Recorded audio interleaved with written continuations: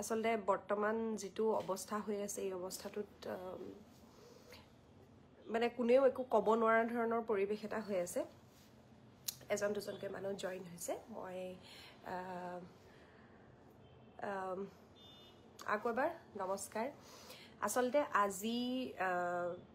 আজি দিনটোৰ কাৰণে বহুত দিনৰ পৰা বাট চাই আছিলোঁ বহুত দিনৰ পৰা আজি 9 মে 9 মেত আমাৰ ছবি কেছ টু নগেন আজি ৰিলিজ হ'ব লগা সিনেমা কালি পৰহিলৈকে আমাৰ প্লেন আছিল যে সিনেমাখন ৰিলিজ হ'ব প্ৰায় 1.5-2 বছৰ জোৰা কষ্ট আটাইৰে সবে একেলগে বহি চাম প্ৰমোশনাল এক্টিভিটিজত ঘূৰি আছিলোঁ ইনফেক্ট আজি ৰাতিপুৱা মই আছিলোঁ ডিব্ৰুগড়ত বৰ্তমান মই গুৱাহাটীত আছোঁ আহি পায়ে প্ৰথম লাইভটো কৰি লৈছোঁ কালিলৈকে প্লেন আছিল যে মই এয়াৰপৰ্টৰ পৰা বাহিৰে আমাৰ ইউনিট থাকিব সিনেমা হললৈ যাম সিনেমা চাম কিন্তু ভবামতে কথাবোৰ সদায় নহয় ঠিক তেনেদৰে এতিয়া এনেকুৱা ধৰণৰ হ'ল যে দেশৰ যেটো পৰিস্থিতি সেই পৰিস্থিতিটো আমি সকলোৱে বৰ্তমান জানোৱে বেলেগকে কোৱাৰ কোনো প্ৰয়োজন নাই দেশৰ এই পৰিস্থিতিত কালি ৰাতিৰে পৰা আমাৰ টিমৰ মাজত এটা ডিসকাশন চলি আছিল যে এই মুহূৰ্তত আমি সিনেমাখন ৰিলিজ কৰা ভালনে পাৰিম জানো আমি আপোনালোকক সিনেমাখন চাবলৈ ক'ব কাৰণ আমি প্ৰমোশনাল এক্টিভিটিজ ইমান হেপাহেৰে কৰি আছিলোঁ ইমান আশাৰে ইনফেক্ট 2-3খন সিনেমাৰ ডেট ক্লাছ হৈছিল ক্লাছ হোৱাৰ পাছত কেছ টু নগেনক বাকি দুখন সিনেমাই হুৰুঙা উলিয়াই আজিৰ দিনটো আমাক আজৰি কৰি দিছিল যে আপোনালোকে ৰাইজক দেখাওক কিন্তু সিনেমা বা এন্টাৰটেইনমেন্টৰ যিকোনো বস্তু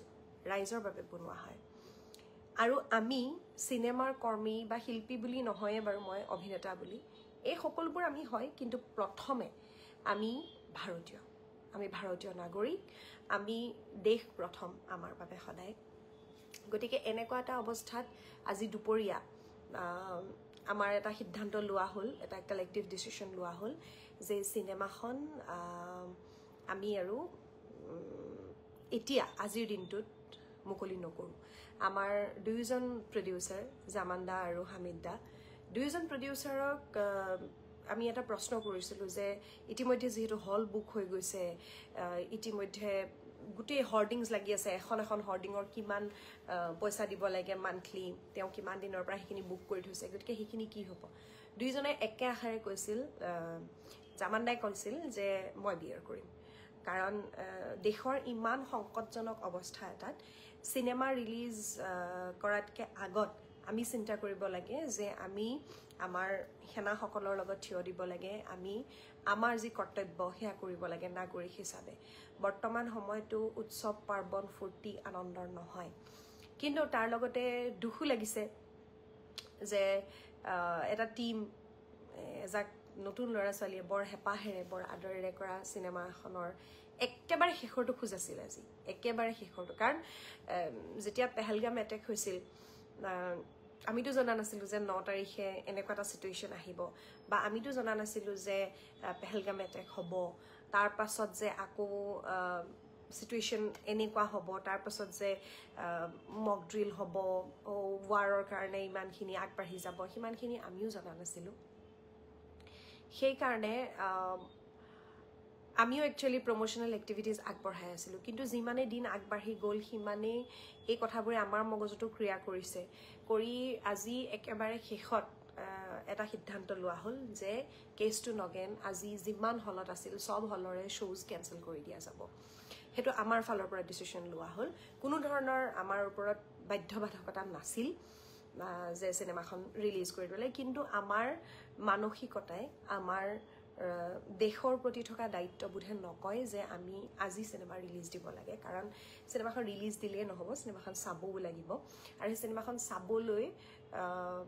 দৰ্শকক মাতিবলৈ বা আমাৰ নিজৰে সেই মাইন্ডসেটটো বৰ্তমান নাই গতিকে আমি ডিসিশন লৈ কেছ টু নগেন বৰ্তমান সময়ৰ কাৰণে ড্ৰপ কৰি দিয়া হ'ল সিনেমা হলৰ পৰা প্ৰত্যেকটো শ্ব' কেনসেল কৰি দিয়া হ'ল বুক মাই শ্ব'ত যিসকলে ইতিমধ্যে বুক মাই শ্ব'ত বহুত মানুহে বুক কৰিছিল আপোনালোকে চিন্তা নকৰিব যিসকলে বুক কৰিছিল প্ৰত্যেকটো হলে আপোনালোকৰ টিকেটৰ পইচা ৰিফাণ্ড কৰি দিব সেয়া ইতিমধ্যে কৰা হৈছে বহুত হলত আৰু hopefully দিনবোৰ সোনকালে ভাল হ'ব হোপফুলি আকৌ ভাল সময় আহিব ইতিমধ্যে আজিৰ পৰা যেহেতু বিহু শ্ব'বোৰো কেঞ্চেল কৰি দিয়া হৈছে গতিকে মই এইবাৰ এটা বিশেষ কামত ব্যস্ত থকাৰ বাবে বিহু শ্ব' কৰাও নাছিলোঁ আজি মোৰ